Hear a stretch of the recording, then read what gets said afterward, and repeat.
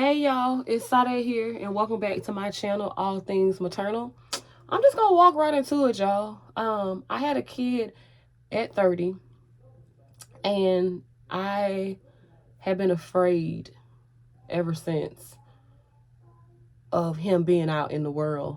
So much so that I probably sheltered him more than I should, and I'll tell you why. He just started kindergarten a couple of weeks ago, and the first week and a half was a tough transition. So much so that one day his teacher called me and said that he had been crying the whole day, which I do believe because he did go to pre-K for a couple months last year, even though he didn't finish because once again he kept crying, and he eventually kept getting sick, like repetitive ear infections. Okay, hold on. He had an ear infection, then he had a sinus infection, and then he caught the flu, and then he followed it back up with another ear infection. So I ended up quitting my job just because I was tired of my baby being sick. But fast forward to him starting school, I'm really having to face the fact that I'm scared as hell that somebody is going to harm my child. If this is your first time watching my channel, I was molested by my mom at the age of 3 or 4. And I started this channel because I felt alone. And I wanted to share my story to see if other people could relate. Unfortunately, I found out that I wasn't the only one that shared this experience. But I also feel honored at the same time that God wanted to even use me to put it out there. So anyway, so back to my son. So I guess I'll start from the beginning. First and foremost, me and my husband struggled with fertility for a very long time. We actually got pregnant 9 years after we were together, 7 years after we were married, to give you all the details. But when I found out I was pregnant, it was such an exciting time in my life until I got to about 3 or 4 months, and I started to panic, and I realized, oh shit, I'm bringing a child into this world. People are crazy. What am I going to do? And so I became obsessed with praying for my son while he was in my womb daily. I was a new believer, and so I had started to consecrate holy oil and stuff like that. So I would constantly like put holy oil on my stomach and pray for him and walk through the house and just cry, just tears. Just tears of fear, not tears of joy now, tears of fear.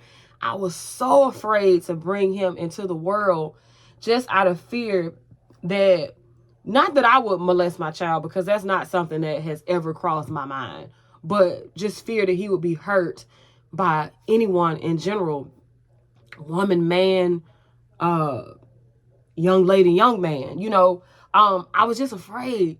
And so I became obsessed with praying. Now, the Bible does say, you know, don't worry about anything. Instead, pray about everything. But, and I'm not saying I took it too far. I'm not saying don't pray. But I do want to quote the Bible again, because the Bible, that same Bible I just quoted, also says don't pray and worry. I would pray and I would still be so consumed with fear that I would just keep praying. And sometimes I would lose a whole day in fear and prayer. And so by the time my son was born, especially like the first couple of months, I'm not going to lie, I had so many thoughts of just packing my stuff and abandoning my son and just leaving him with my husband. I just was like, you know what? I can't do this. God, you know, it's impossible for me to be a good mom. How can I possibly be a good mom when I came from where I came? You know what I mean? I'm probably crazy, deranged, and I just did not feel competent as a parent. I just remember times when he was crying, and even if he was crying because he had a stomach ache, or, you know, he was crying because his pamper needed to be changed, I just knew in my heart he was crying because I was a horrible parent. And it just took just my spiritual mom really ministering to me and letting me know that, Sade, you are not your mom. And so it started to click a little bit, but wait, there's more. After I got through that stage, then I got to the stage where I was just afraid to let him go anywhere. Anywhere. And the icing on the cake was when he was about 8 or 9 months, he spent the weekend at my mother-in-law's house, my husband's mom. And he came back with his first cold. I kid you not, my baby had cold symptoms. He had a runny nose. He was coughing. He had a fever. And I remember telling my husband, well, not telling him, but I remember accusing his mom of poisoning my child. I don't know how the hell I went from, him having a cold and being told he had a cold too at the hospital, where they prescribed cold medication and also told me to make sure I give him Tylenol every couple of hours or Motrin to ease his fever. I still believed in my heart that this lady had done something so bad to my child that it made him sick. And after that, I didn't let my baby go nowhere. It just so happened that COVID happened and the world shut down, so I used to use that as an excuse. But then we fast forward to when he was 4 and he went to pre-K and he would not stop crying. Literally. Every day I came to pick my child up, his teacher told me he had been crying all day. And I just felt so bad. So bad. And I felt like somebody at that school must be doing something to my baby for him to react in the way he did. But like I said before, eventually he just kept getting sick, so I ended up leaving the job anyway.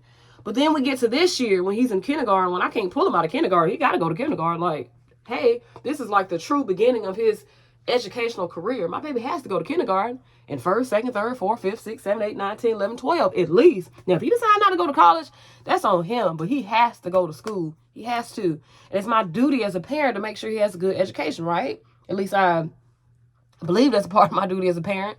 I didn't have the supportive parents that I felt like I should have had in hindsight that stayed on me about my education. And so education for me is very important.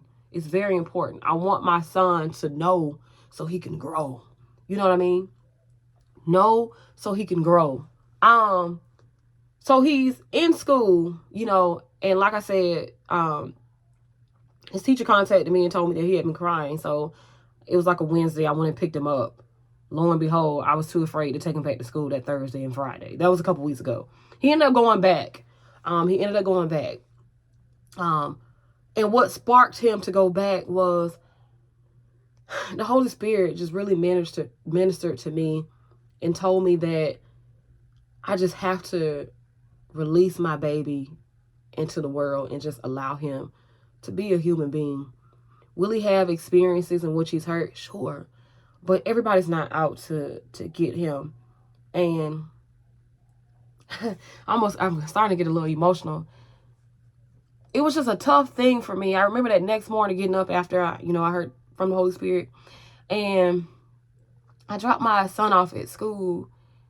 And I sat there outside in the lane, where you drop your kids off. And I just felt so much emotion. And I started to cry.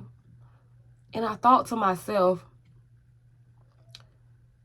what if he feels me not wanting him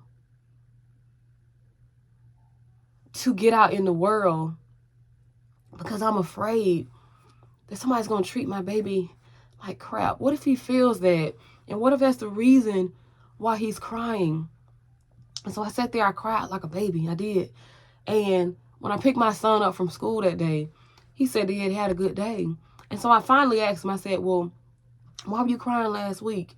And he told me it was because he missed me.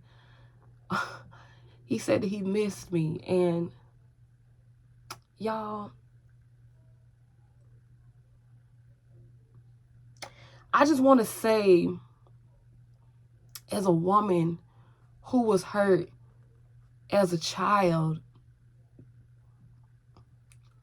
that it's okay to be afraid that, our children will be out in the world and hurt. And sure they will. I'm not talking about molestation, see. I'm talking about emotional pain, you know, just the everyday pains of life. My baby's going to interact with people that don't like him in school. He's going to gain enemies and stuff like that in life. Yeah, I tried to protect him so much that I hindered him. And I just want to say, if any of you guys are struggling with that, I don't know, maybe you have kids that are young like mine, maybe you even have adult kids. I just want to say, we got to let them live, and we have to let them be a part of the world and learn and grow. So with that being said, thank you guys for watching. If you can relate, leave a comment, subscribe if you like to as well, and I'll talk to you soon.